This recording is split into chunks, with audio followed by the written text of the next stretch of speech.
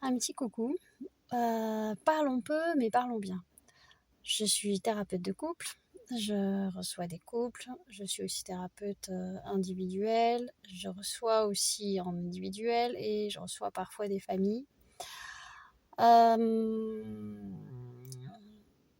rapport à ça, je voulais juste vous faire part de certaines choses. On parle de reconstruction de couple, on parle de reconstruction de soi-même, mais la question, elle est, ok, quand je pose la question à certains couples, qu'est-ce que vous voulez? Et que certains disent, on veut sauver notre couple, on veut faire, ok, qu'est-ce que vous voulez faire pour? Et finalement, au fur et à mesure des séances, je repose la question. Et une fois avoir reposé la question, là, je sens parfois une réticence. Certains parlent de liberté, certains disent finalement c'est pas possible, mais on veut quand même sauver. Pourquoi voulez-vous sauver votre couple? Pour la face, sauver sa face face aux autres en fait, c'est sauver sa face, c'est peut-être un peu vulgaire ce que je dis là, sauver sa réputation face aux autres, par rapport à la foi, par rapport aux enfants, parce qu'on a les enfants, par rapport à l'autre, on se dit mais non finalement, par rapport à la culpabilité, différentes façons. Je repose la question, des fois, qu'est-ce que vous souhaitez?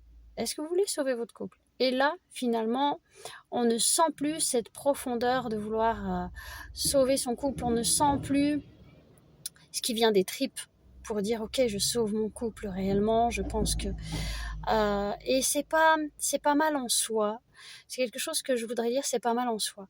Il peut arriver que il y ait ce passage et qu'à un moment donné, on ne peut plus vivre avec l'autre.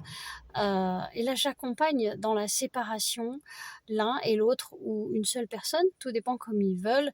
Mais la séparation n'est pas elle est propre aussi à soi-même. Si on ne peut plus, si on n'y arrive plus pour diverses raisons et que on se dit mais on va rester ensemble parce que ma foi fait que par rapport à la religion, parce que j'ai des enfants et qu'il faut que je tienne jusqu'au bout, il faut qu'on voie comment je suis parce que ben c'est pas grave, je suis aussi dans le confort financier, le confort, j'ai ce qu'il faut.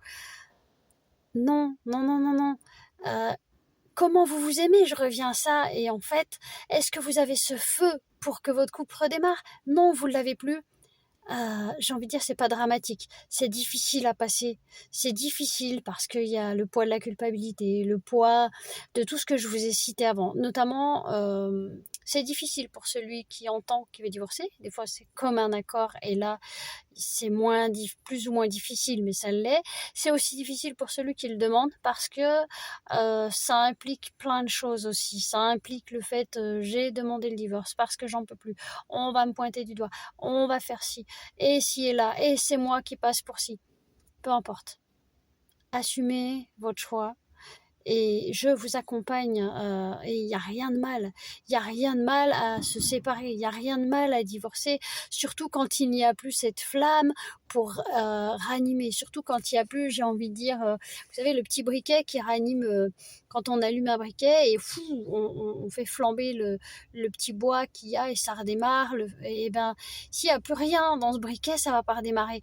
Et si votre vie, elle aura beau essayer de faire, vous aurez beau essayer de faire, mais que en fait vous souffrez, vous vous faites mal, et pour vous et pour votre conjoint, et que c'est continuellement comme ça, mais que vous essayez de sauver ce couple alors qu'il n'y a plus rien à sauver et que vous n'en avez absolument pas envie, stop. Acceptez, acceptez la séparation, acceptez pour votre propre amour déjà à vous-même et pour votre propre couple qui finalement est déjà en péril, qui finalement déjà souffre. La séparation est parfois nécessaire. Elle est parfois nécessaire. Je vous accompagne dans ça, dans ces situations-là, parce que c'est difficile, ça ramène à diverses choses, parce que c'est triste, parce que le poids de la culpabilité, parce que une perte de différentes choses face à la vision des autres et le jugement des autres et le qu'en dira-t-on aussi, et aussi la vie familiale, l'idéal que vous avez. Si vous avez des enfants, ça s'effondre et on fait mal aux enfants. Et qu'est-ce que ça fait? ok, mais que préférez-vous? Sauver votre couple au détriment de votre vie et au détriment même familial, parce que même vous pouvez continuer votre vie comme ça, mais les enfants le ressentent et plus tard peuvent vous dire papa, maman, vous auriez dû divorcer. Ça ne veut pas dire qu'ils n'auraient pas eu des conséquences du divorce, il y en aura forcément, mais la souffrance est différente. Mais voilà. Et aussi par rapport à soi-même, par rapport à vous vous aimez vous-même, sondez-vous vous-même et regardez jusqu'à où vous pouvez aller. Regardez jusqu'à où vous pouvez aller. Ne dépassez pas des limites qui sont infranchissables à vous, au risque d'en perdre la santé même. Certains en perdent la santé. Voilà, et c'est s'aimer soi-même. Et c'est aussi aimer son couple, se séparer. C'est-à-dire, peut-être vous n'avez plus d'aimer, vous n'avez plus d'amour pour votre conjoint à cause de différentes choses, à cause de différentes façons, à cause de différentes épreuves. Et puis parce que c'est comme ça, il y a différentes façons. Mais vous aimez le couple, c'est deux choses différentes. C'est-à-dire que vous aimez ce couple en disant, on est un couple, je ne l'aime plus lui comme amour, mais je l'aime suffisamment, ce couple, de façon différente pour dire stop, on arrête, on ne peut plus. Un couple qui s'aime, un couple qui veut sauver réellement son couple, chaque personne a cette flamme et dit ok, on va retrouver cette complicité, ok, on va se retrouver, on va travailler sur nous ensemble, individuellement, et on va tout faire pour, et ces petits yeux recommencent à briller, ces yeux, ce cœur se donne en fait à encore l'espérance. Mais si vous vous séparez, il n'y a rien de mal en soi, ça peut arriver. Et ce n'est pas un échec. Sachez-le, ce n'est pas un échec.